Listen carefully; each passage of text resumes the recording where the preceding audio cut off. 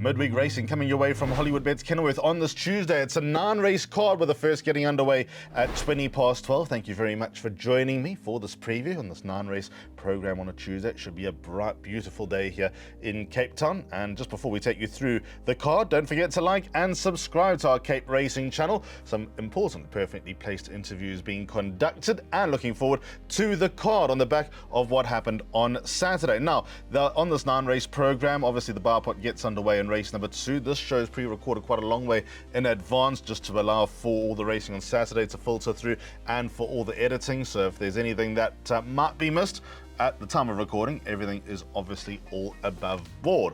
Now, race number 1 on the card gets underway at 12:20, a field of 9 to face the starter. Just want to make mention of a couple of the first-timers that make appeal. In fact, all of the first-timers make appeal genetically.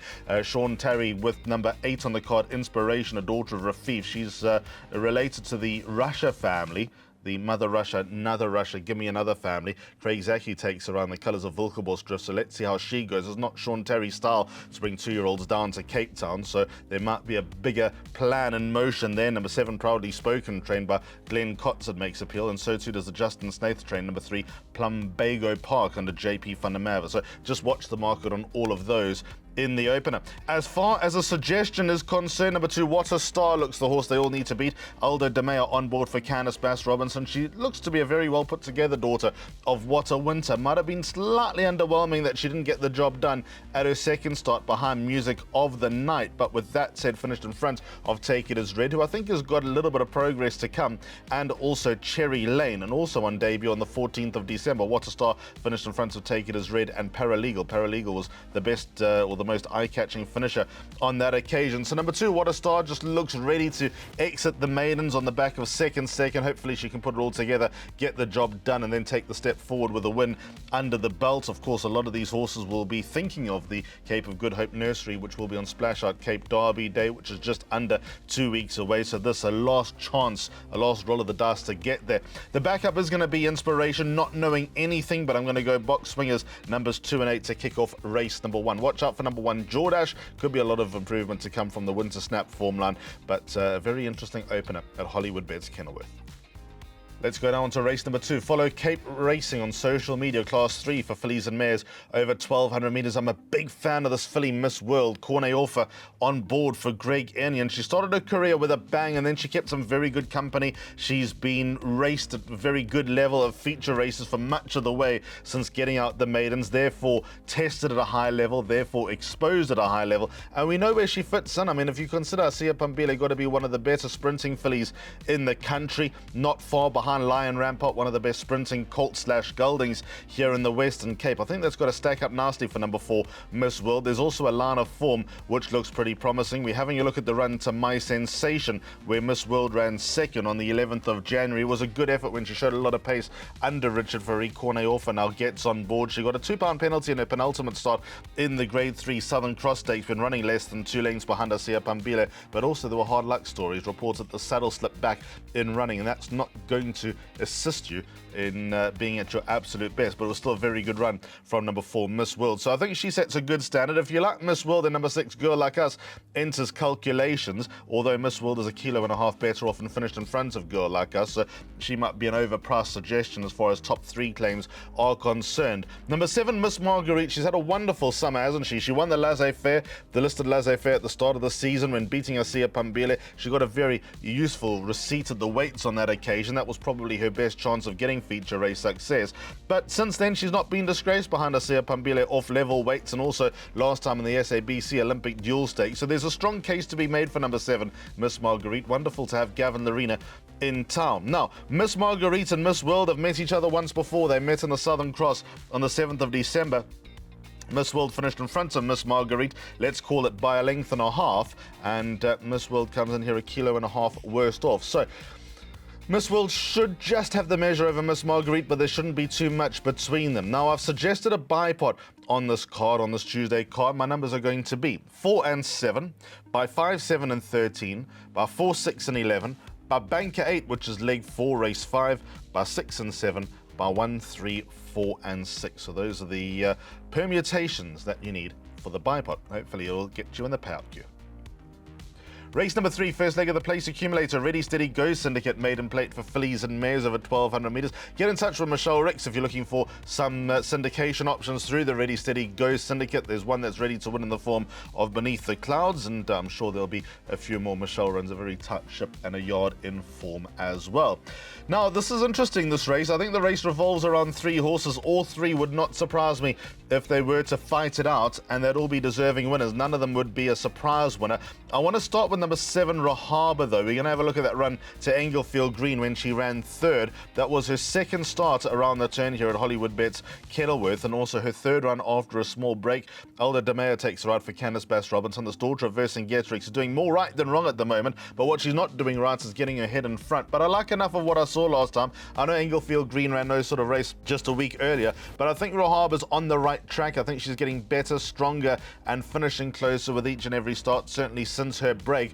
And I think that she is just in the right place at the right time to potentially get out the maidens on this occasion. As I have already established, I don't think it'll be one-way traffic. Number 5, Another Dream, definitely enters the calculations. The daughter of Futura, Grand Finique, takes her out for Lucinda Woodruff. Great run on debut behind Mon Petit Cherie. She, of course, won the Grade 2 Western Cape Championship, Fillies Championship in November. Her 2nd start was after a break. She was entitled to need the run. Not sure whether she was bitten by a snake or a spider, but she definitely got bitten by something, hence the break in between, and it was just great to see her back on track and not run a bad race. I know Princess on the Run was a big price winner, but she was always going to need the run. She probably needs further as well as number 5, Another Dream, but her debut run makes her a live chance. The 3rd piece of the puzzle, number 13, Huri Kwacho. On debut, big chance. On the 2nd start, not too sure what happened. Richard Ferree's on board for Brett and James Crawford. Wonderful news breaking just at the end of last week that Brett will be making his way to Hong Kong from next season. We wish him all the best, but we hope to see him with a number of winners before he heads over to the bright lights of Sharton and Happy Valley.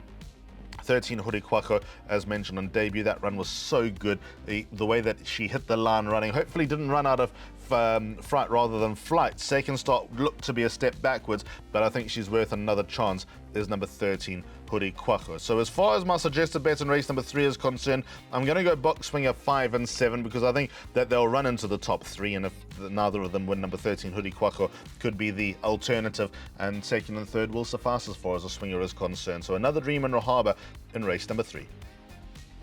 Race 4 starts the pick 6, 5 past 2, Cape Turf Club Syndicate's maiden plate. They go 1,000 metres in the opening leg of the pick 6. And I'm going to give Meg's Legacy, number 11, another chance. This is the half-sister to Hollywoodbets Durban July winner Oriental Charm, half-sister, of course, to the runner-up of the World Sports Betting Cape Town Met, Oriental Charm. Now, this daughter of Legislator on debut put up a lovely run behind Love Story. Form line is shallow, it has to be said. 2nd start, much like Huri Kwacho, took a step backwards, but 62 days off the track. Anna Marcus did report on perfectly placed going into the start on the 11th of December that she was a nice filly, etc., but might have been a little bit worried that he was running her back too soon. So I'd put it down to the fact that she may have just come back the un-Adam Marcus-like style 2.5 weeks later and just needed that run, number 11, Meg's Legacy. On that start, finished behind Heritage Ridge, interestingly enough, who she reopposes. But I think the fresh legs of the low mileage at number 11, Meg's Legacy, and now just giving a little bit of time just to mature, grow, strengthen, learn what racing's all about, that number 11, Meg's Legacy, will show more of what she showed on debut than what she showed 2nd time out when there was an alarming drift about her.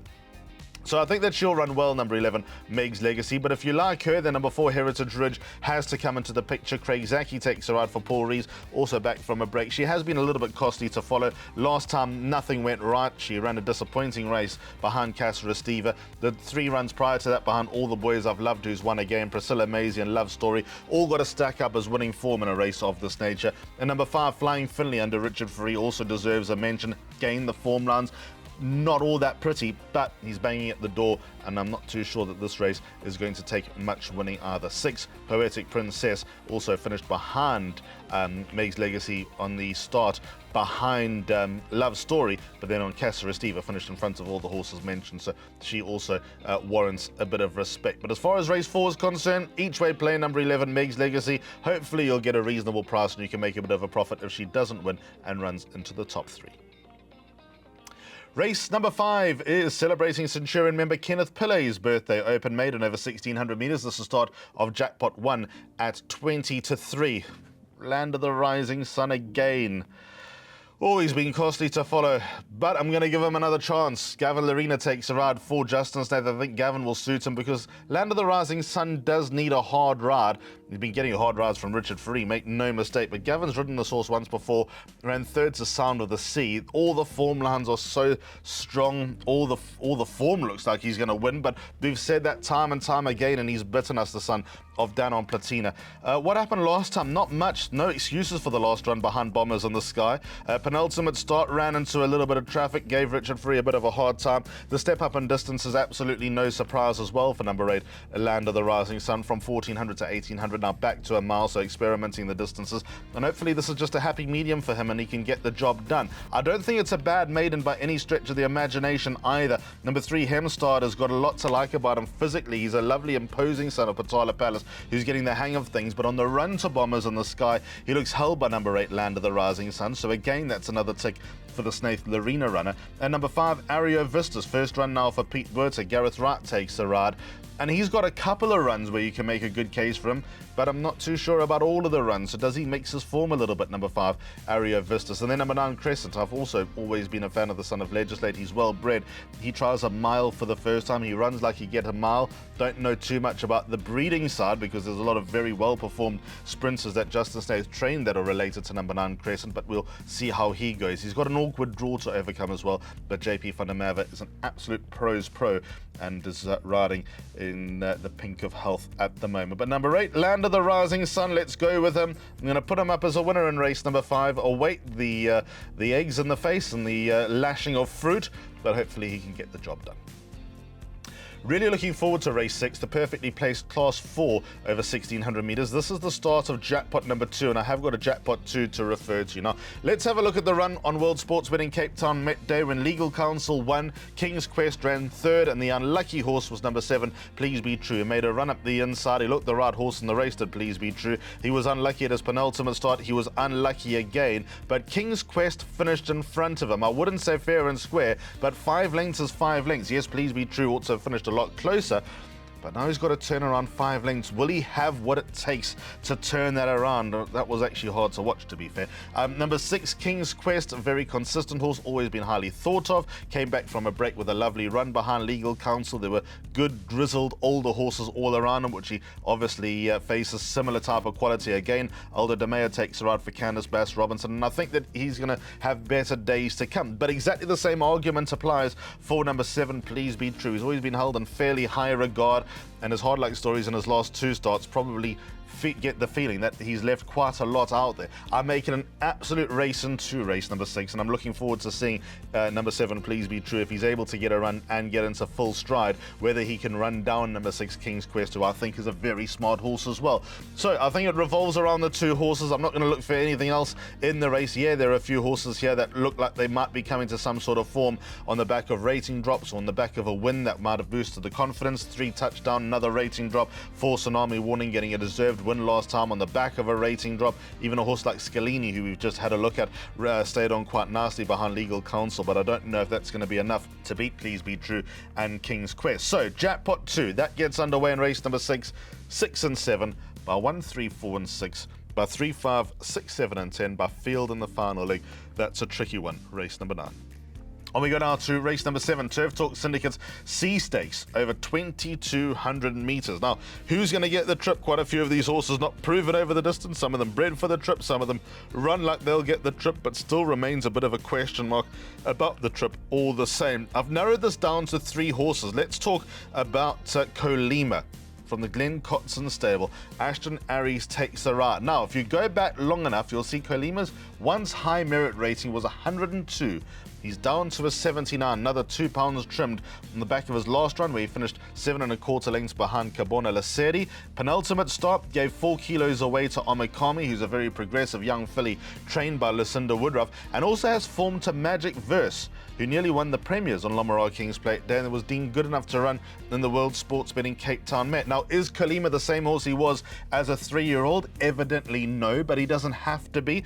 And I know he's got 64 kilos to shoulder. That's not going to be easy, but I think that now he's at the calmest waters. He's certainly at the calmest waters he's ever been, and I think that not really a horse to trust, being 1,000 days without a win, but I think that he'll run big and go close. Number 3, Colima. Of the others, well, my jackpot gave it away. 1, 3, 4, and 6. Number 1, Continental Express, guaranteed to see the trip. Massive chance, draw 1. Also, the ratings come down.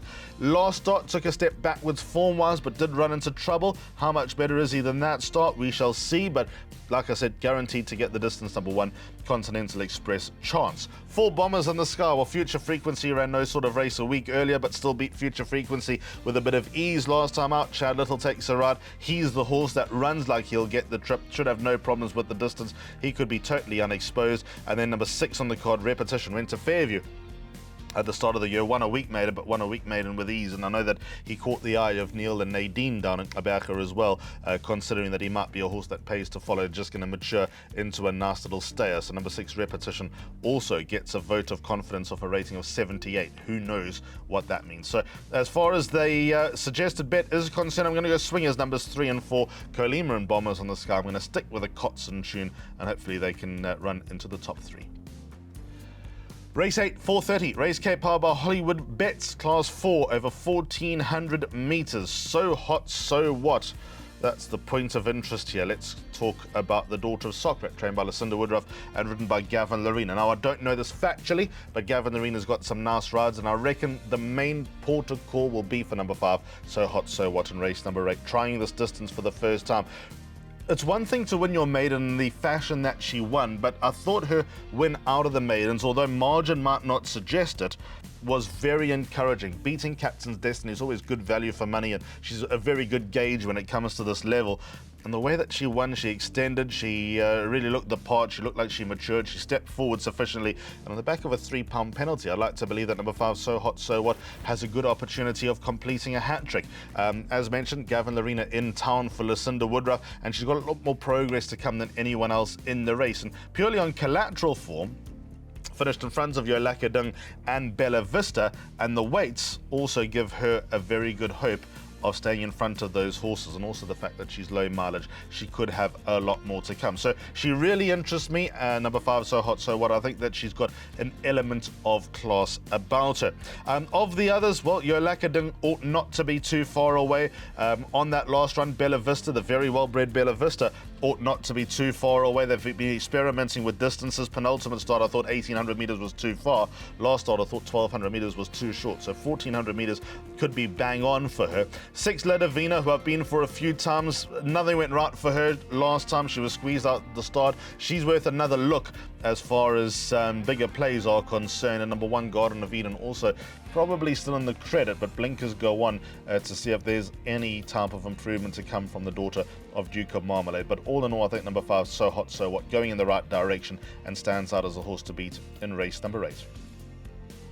9th and last, this is a headache. It's a very, very tricky race indeed, and it's a race that sees the good golden oldies lining up. The Hollywoodbets Bright Future D Stakes, over 1,000 metres. Not going to take too much time here because I'll talk myself into circles. Number 7, Gravity, my idea of the horse to beat, the son of Quirari out of Earth's Orbit. Of course, this is Crescent, who runs earlier on in the day's half-brother. Pete Buerta Corneorfa team up, getting closer. Last run to Electric Fields, and much like I said about Captain's Destiny a race earlier, Electric Fields is very good gauge, very good line for this type of level. Less than half a length behind. A fit horse comes in here well, comes in here without a win in 402 days, but comes in here with the progressive, when I say progressive form, that's probably the wrong word, but form that looks like it's getting better all the while. Off his rating of 56, he ought not to be too far away. The blinkers were removed last time. He showed that natural pace, and he was able to nearly pull it off when getting outrun late by a filly in the form of Her Life. A lot of horses enter calculations. If you like anything, don't be afraid to put them in, because as you would have told by my second jackpot, I've gone field, and I'd like to be comfortable going into this race rather than stressing about a horse that might be totally off the radar, that has what it takes to win a D Stakes. Now, what about the suggested bet if you are in trouble? Kick for touch, gone the easy way out. I'm going to suggest places on number 7, Gravity, in the finale on the card. So that's a wrap for this 9-race card in the Western Cape. It is also the start of the racing week. Of course, nothing to come on Wednesday, then back again on Thursday for racing up in the half-outs. And then this coming Saturday, back again at Hollywoodbets Kenilworth. That'll be 1 week before the Splash Out Cape Derby on the 22nd of February. As I said at the back of the Saturday preview, we hope that you'll come and join us, whether it's Tuesday, whether it's this coming Saturday, but hopefully, most importantly, to see some Grade 1 action here at the Cape Summer Festival of Racing as that winds down. We've got 2 meetings to come. 22nd of February is the day to jot down. Lots going on as always. Don't forget to come and say hello, like and subscribe, and we'll see you at the races. Goodbye.